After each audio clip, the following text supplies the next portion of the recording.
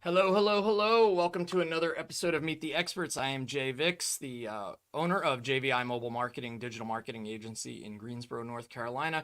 And we're on I don't even know. I got to go back and count. We're trying to keep numbers on all these episodes. We have been doing a ton of Meet the Experts episodes lately.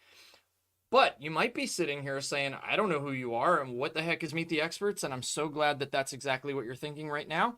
Uh, we call it the anti podcast. Meet the Experts is a place where business owners, executives, leaders, thought leaders, experts in their field, whoever has something that they want to get out there into the world, products, services, ideas, we give them a platform to get this stuff out on video, right? So it's not something where we're trying to get a million downloads on our podcast. It's really like, how do we just let you tell your story on video from the comfort of wherever you are without having to worry about all the video production that can go along with it, which can be intimidating.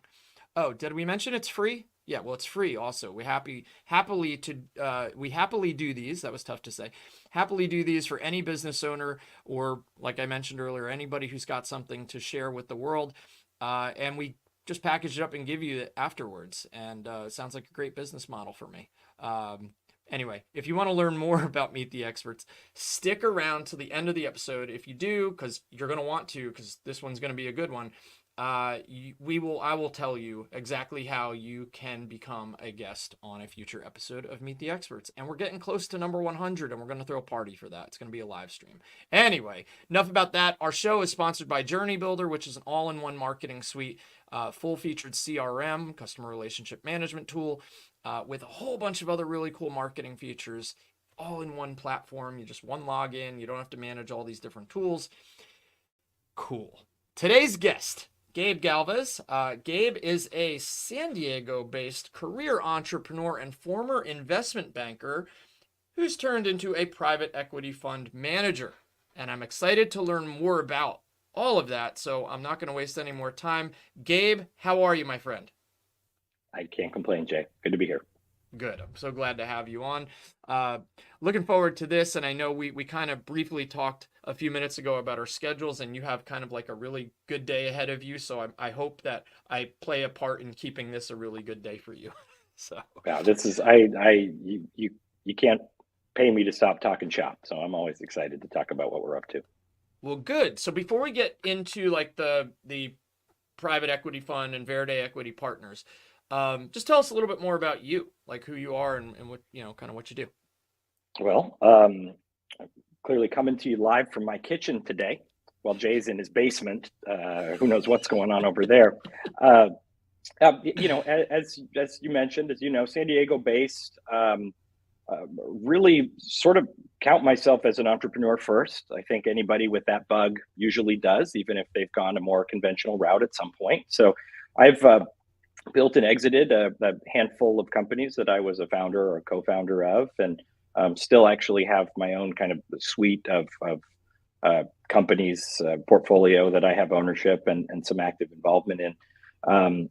About, gosh, too many years ago now, 15 plus years ago, I started really leaning into providing, starting companies that provide various back office and support services to the M&A and private equity world, with no real plan of getting into the space. But over those years and now almost decades, the end of that road seems to be less of a entrepreneurial ops focus and more of a professional management focus. But started running companies when I was 22 years old. First one, right out of school. That one got acquired a couple of years later, and we've done that again a couple times with the same or really close to the same team over what's now been, um, 25 plus years. That's really awesome. I love that you. I mean, first of all, that's just impressive. Like a lot of that background. Like to me as a business owner, I'm like, geez, I can't, I don't even know where to begin. There's so many questions in there. But you said something. One of the things you said about like that being an entrepreneur, right? Like I've heard it described as like we are so unemployable, it's nuts, because like we might be, if we're employees, we're probably the best employee that business owner will ever encounter, because we want, to, we want to be able to do all the things and run the business. But yet then we're like, why are we doing this for you? I just want to do it for me. So I'm not a really good employee, even though I would do everything you asked me to do, and go above and beyond. I need to be doing it for myself. So I feel like Yeah, you got that that bug. you're preaching to the choir there. It's the without going too far down that rabbit hole this morning. Um, when I was in the investment banking space, I had sort of stopped starting companies, my habitual habit, and really was focusing on learning that skill set and working with a good team.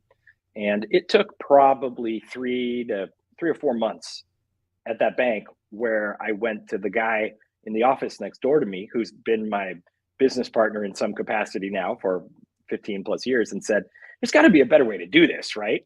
And he basically said, "Yeah, but this is what we get paid to do," right? He was the research director of this investment bank. And I went, I should probably quit. Like, just like, I mean, as quickly as that, I go, I should probably just fix this problem. This is going to really drive me nuts. And, eventually did. It didn't happen that quickly, but the seed was planted even when I was sort of trying to turn the corner on a less entrepreneurial, more kind of conventionally structured path. It took a quarter or two for me to find a co-founder, a problem to solve, and start dreaming about leaving that job. Not because there's anything wrong with it. It's great. Right. I learned a lot and did spend a number of years there.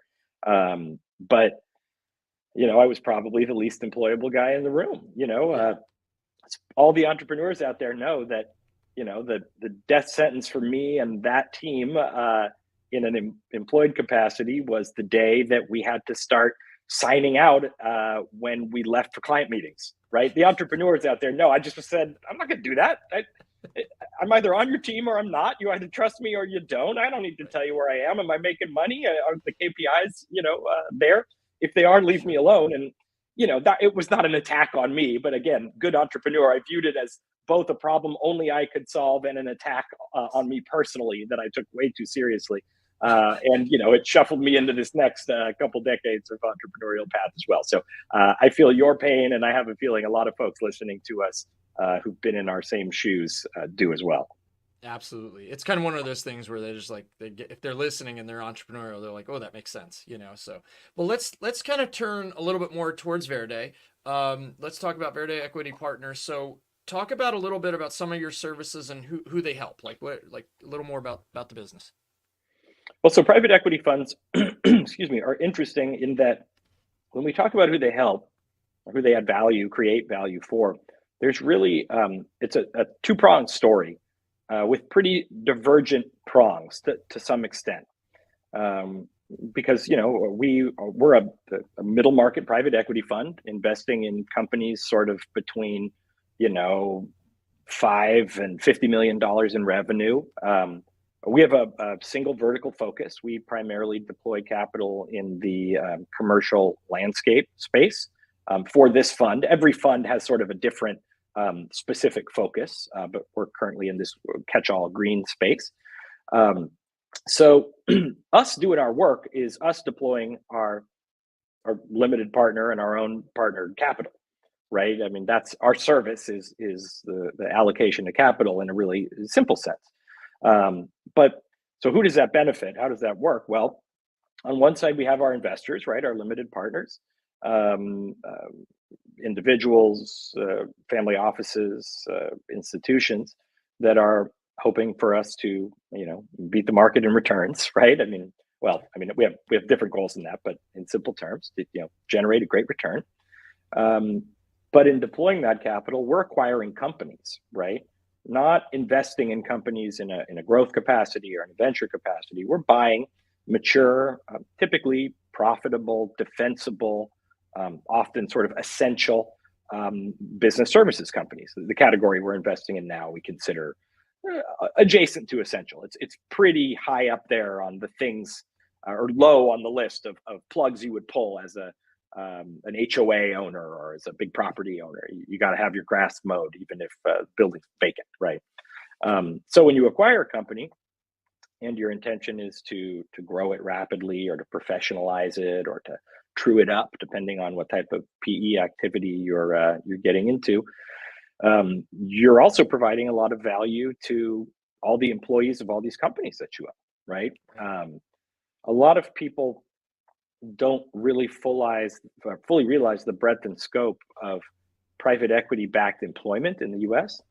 And I won't give a specific number because I doubt it's accurate, but it's a big number, right? In the significant double digits of total private U.S. employment is tied to private equity investment in some way. A lot of folks, depending on where you live, your water, your trash, your street paving, all of those things may be owned or managed by a company that employs people locally or regionally, that's owned by a private equity fund to some extent. So we have these two paths, right? We want to benefit investors, and we want to benefit the folks who are actually realizing the value of the asset that we acquire. So we're a big old employer and we're a big old investment manager kind of rolled into one. That's wild. Yeah, that is two sides of that spectrum, and something that I think for me, I'll say I don't think about that enough. I just think of like, okay, business own. I don't think about like a bigger company or a bigger entity owning multiple businesses. So that's kind of eye opening for me because I hadn't thought of it that way. So and how long have you guys been doing this? You said. So it was a long answer to your short question. When folks in the private equity space ask that, they usually mean specific to your team holistically and how many fund vintages you've run through. This is technically our first fund in this team's iteration that we have now, but not our first rodeo as fund managers. So the Verde Equity Partners team has 4 principals, and all of us have come from the space. I came from a growth equity firm and a family office, amongst doing my own deals and being a banker and selling my own companies. Our one of our other partners, John Hamby, comes from the real estate kind of professional real estate investment world and family office real estate world, having touched more than $1 billion worth of transactions on that side. Dana Robinson, our third on investment committee, was an investment banker with me 15 years ago. Recently just left another verticalized roll-up in the HVAC space that was a pretty well-known roll-up for Gettle Air Conditioning. And then lastly, Alan Baca, who heads investor relations, came from a big wealth management firm managing a couple $1 billion book as well. And I, over the course of some of this other work, have done, I've been a principal in nearly $1.5 billion worth of transactions. So as a team together, this is our first effort in a verticalized fashion, but disparately, two of us at a time have worked together for decades, and we've all just kind of combined forces here recently. Well, I'm glad I appreciate the long answer to that because it really lends itself more to my next question, which is you don't get to be where you're at. The success comes from doing right by other people, right? We have to do, if we're failing all the time or not doing right by people, we're going to go out of business. And you've seen, over and over again, like businesses that have been successful that you've been a part of and your team has been a part of. And you don't need to, I certainly wouldn't ask for names or specific instances, but do you ever think of like something that someone said as far as like a testimonial or a win that you've gotten from somebody, and you would view that, like if I said, hey, give me a quick win or a testimonial you've gotten that just pops into your head, anything jump out at you? Over the whole career? Sure. Yeah, I co-founded a company called Cap Target that still operates in the market today, that does what we call deal origination for private equity funds.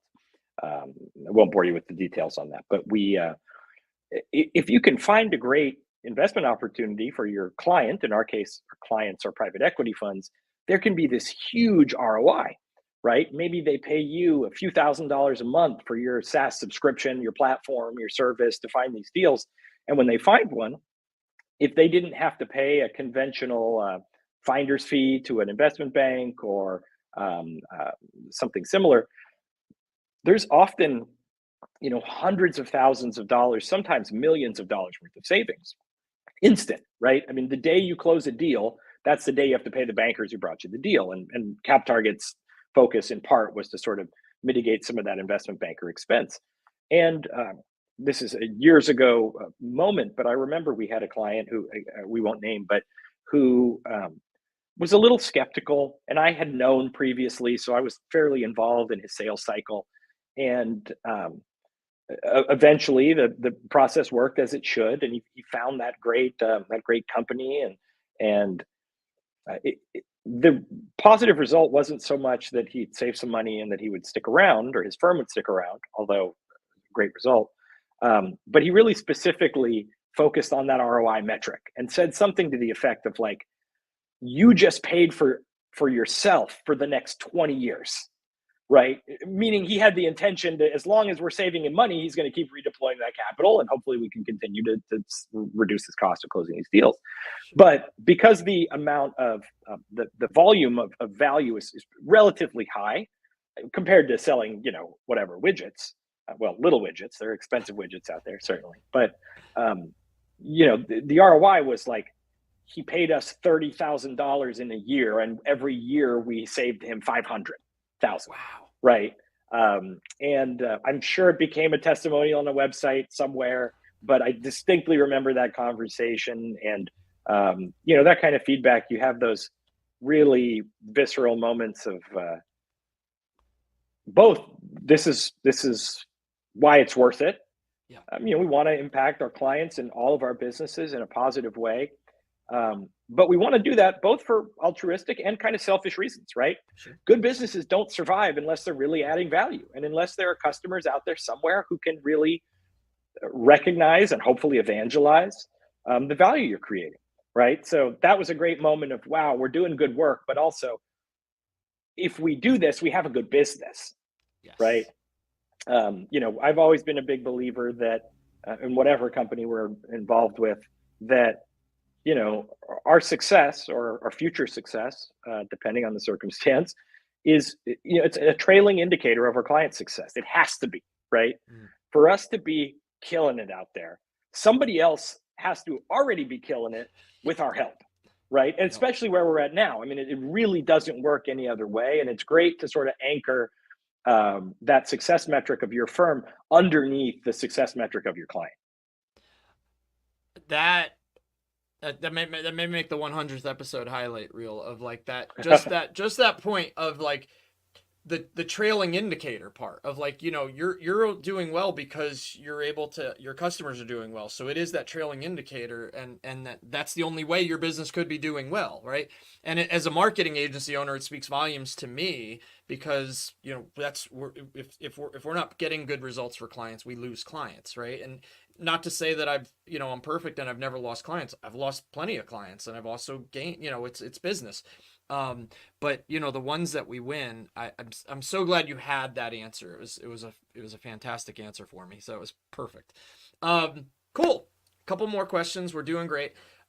This one, I call it earned it, learned it, improved your authority. Give me and I love asking entrepreneurs this question, and I'm not going to lead you into anything. Give me your educational experience that has brought you to this point. Well, I mean, the philosophical answer is it's every day, right? It's every day of my life until today, and hopefully a little bit of today as well. Yes. But I mean, more conventionally, I have an educational background in accounting and business. Nothing particularly exciting. I went to school locally here, and I'm pretty integrated into San Diego, so I don't think I'm going anywhere. But certainly, formal education is important. There's a ever increasingly important social component that we're realizing through COVID cycles with little kids and through innovation with our businesses that used to happen in person, that there's some real value in being in a place with other people, thinking and learning in ways that are similar but different to you. But most of the nuts and bolts skills that I think I've learned that are probably the trade I actually apply every day Mhm. came from repping it out. Came from a lot of failure, came from a lot of experiential learning, um, and just a lot of doing.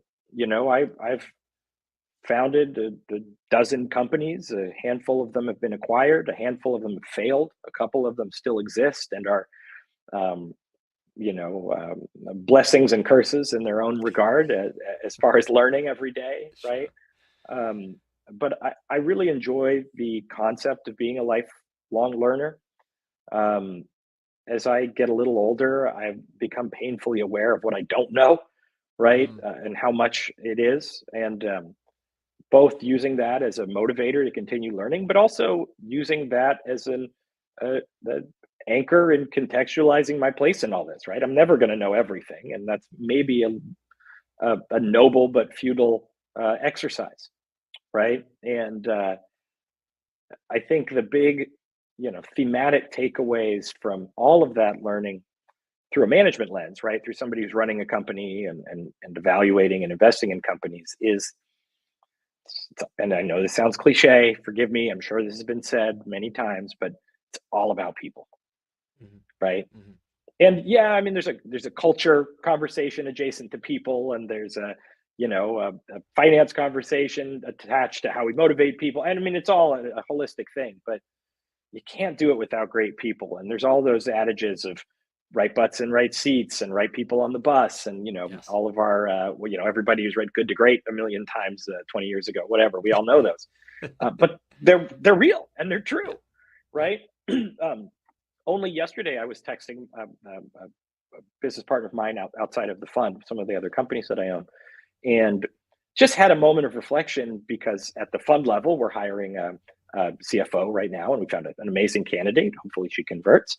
Um, and I texted my other partner and just said, if we only knew that if you just hired, and of course could afford, great people on day one, holy moly, what can you accomplish, right? And Mhm. now I have this luxury at Verde in building a team of great people, of people who are excited to be on the bus. Every one of them could drive the bus if they need to. They don't need a map to get where we're going. Like, they intuit being on the bus, having a good time, finding that destination. And that's been a really rewarding and, to your question, educational experience for me, in validating at a high level, but also in some real granular ways, the people focused conversation. And we try to position ourselves as a people focused firm, and probably to a level that flirts with being not super productive. All of my other companies have become really, really about the people.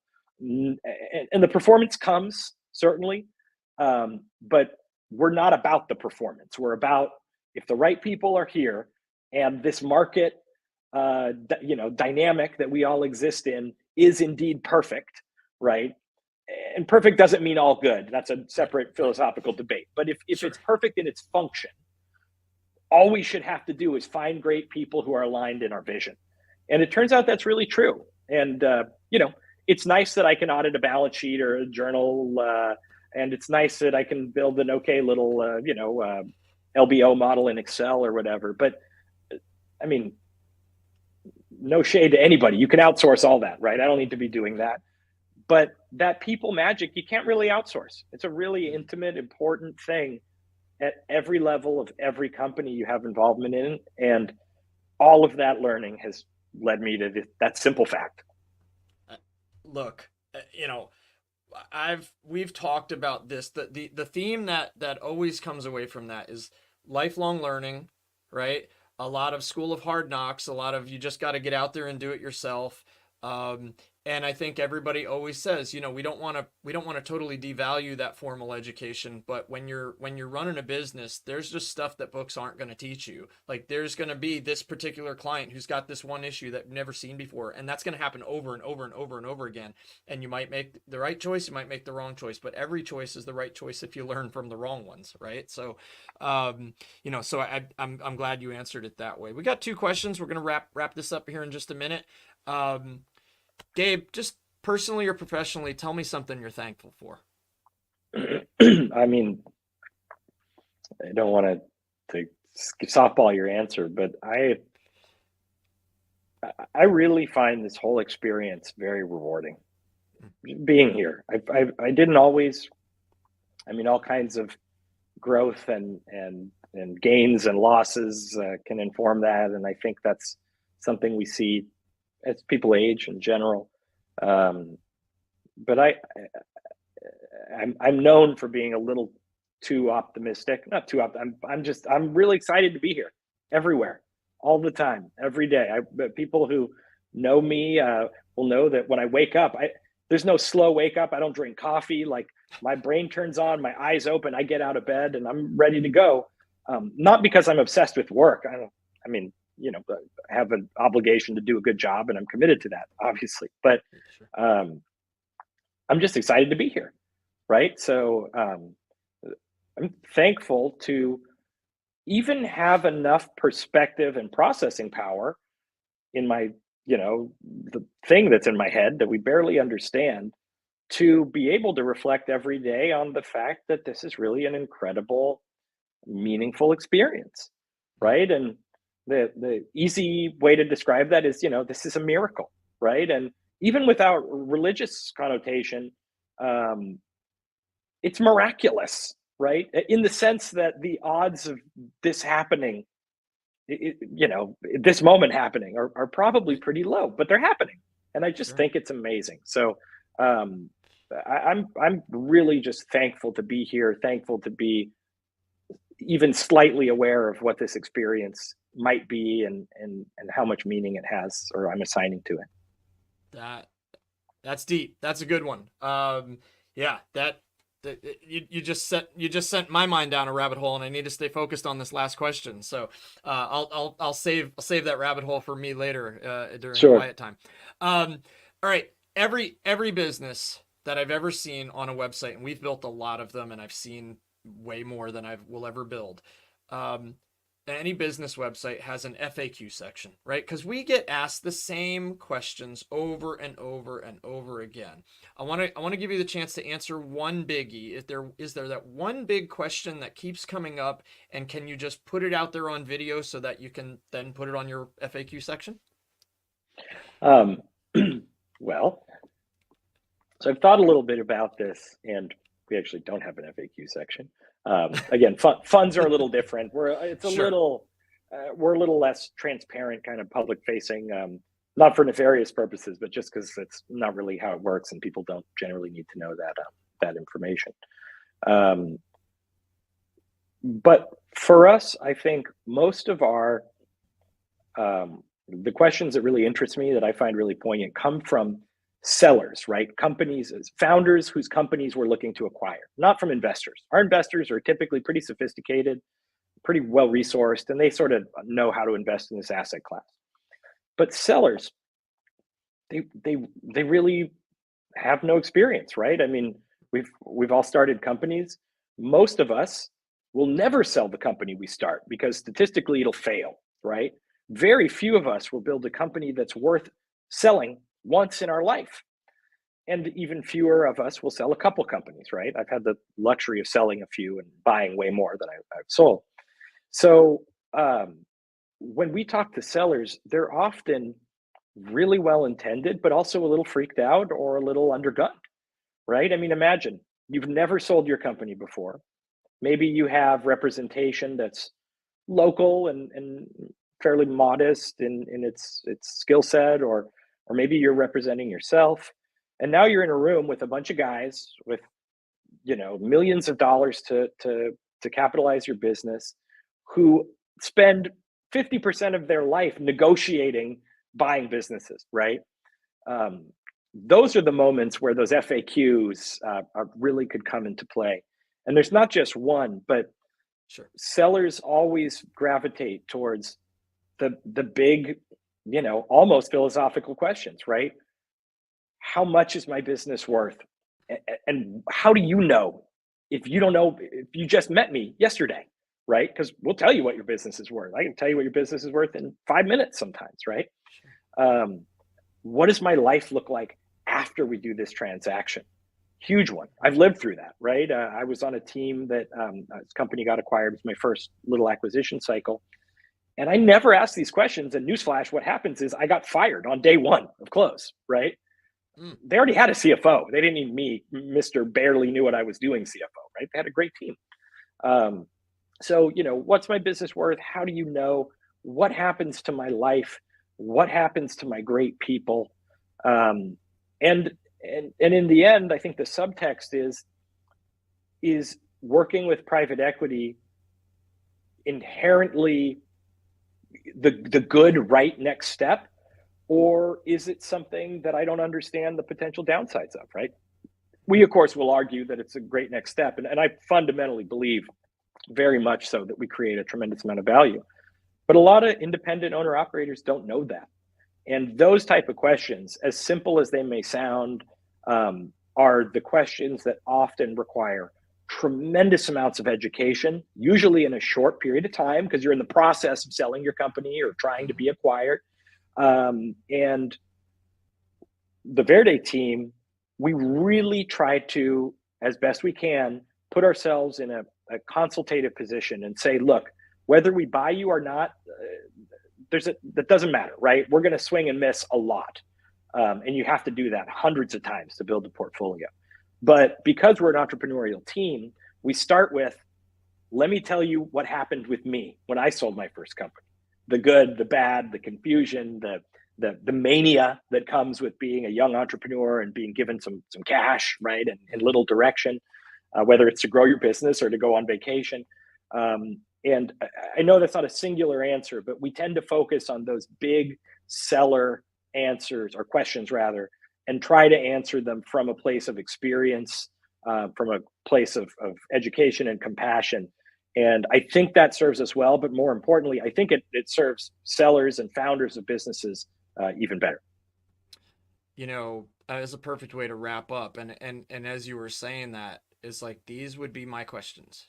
Had my business for 12 years at this point, and it's doing fine and it's coasting. And I'm so glad you said that. If I came to someone to talk to about selling my business, I would be asking those same questions. Like, well, what is it even worth? What do I need to do to make it worth something more? Right. And like, those would all be things that would come. So Gabe, I want to thank you from the bottom of my heart for such a tremendous episode, because I think you did everything so direct and real, and I can tell that you really do care and love for what you're doing. You actually, I was almost going to say that we're cut from the same cloth about like just like kind of that optimism, that always being optimistic, but I need the cup of coffee in the morning. You lost me at no coffee. I was like, how does he do that? Like, I need to learn from, you're like a Jedi to me now. So anyway, man, Gabe, thanks so much for being here. And I can't wait to continue to connect with you in the future.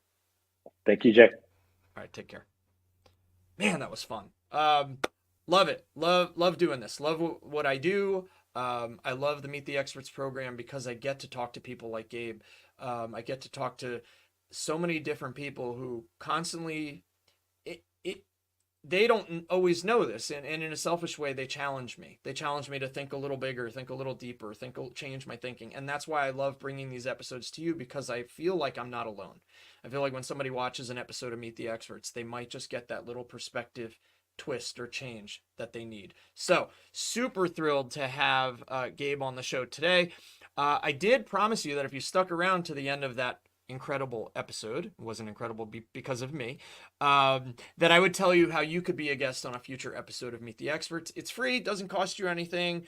Just head on to that website, meettheexpertspodcast.com. That's Meet the Experts with an S, meettheexpertspodcast.com.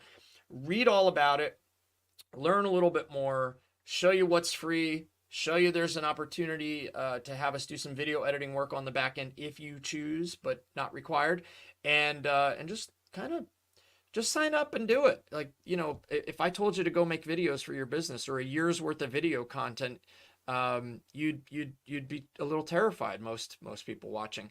But when we tell you we can help you create a year's worth of video content in under 30 minutes, you know, that's pretty cool. And it's real easy. You don't even have to leave your house. So anyway, until our next episode, be good to one another, and we'll talk again.